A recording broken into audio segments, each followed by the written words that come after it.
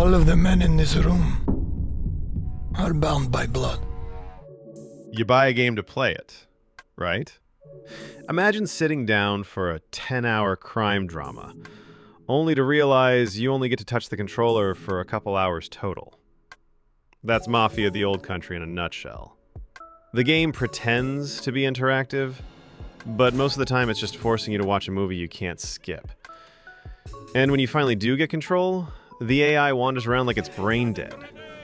Let's tear into why this feels less like a game and more like paying for a glorified cutscene reel. What happens when a $50 game only gives you 2 to 3 hours of real interaction? You basically paid for a film and got a controller-shaped remote. Most story-driven games mix long cutscenes with meaningful sections of actual play. Here it tips so far the other way that calling it a game feels like a stretch. You sit through dialogue-heavy scenes, then get a tiny taste of movement before the controls are ripped away again.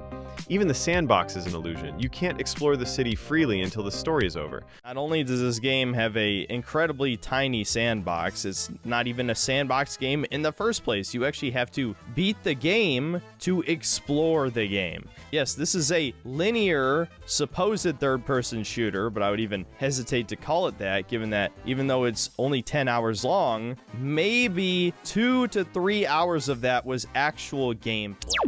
So the open world exists only in theory. Then there are the missions where your job is to hold forward while characters talk at you. No choices, no freedom, just walking slowly as the script unfolds. It feels like waiting for permission to actually play. And when you finally do get past hours of setup to your first gunfight, you realize this so-called gameplay is where it gets downright embarrassing.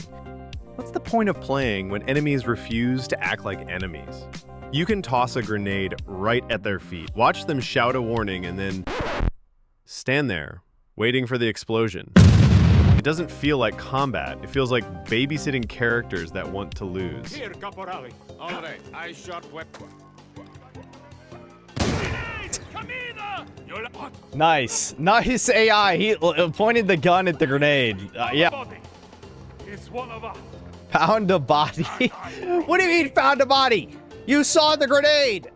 The same problem shows up in every system. Stealth doesn't matter because you basically can't fail. Boss fights? They're recycled knife duels that play out the same way every time with no real strategy needed. Even the racing missions are rigged to finish in a set order no matter how well or poorly you drive. The game tries to convince you there's tension, but nothing relies on your choices. It's almost funny how enemies willingly run into shotgun blasts like they're volunteering to make you look good. Add invisible walls, NPCs you can't harm, and races that ignore skill, and it's clear. The so-called challenge is smoke and mirrors. And that's why this isn't just a bad Mafia game. It might not even count as a game at all. If you want a 10-hour Italian movie with the controller as a prop, go for it. But don't expect a game. The real issue isn't just this one title, it's the model it represents. More and more studios push cinematic moments over giving you meaningful control, leaving you as a viewer instead of a player. Mafia: The Old Country shows what happens when story outweighs gameplay to the point of stopping it completely. Unless you genuinely prefer watching long scenes over interacting with them, this one isn't worth your time. Skip it, and wait for something designed to actually be played.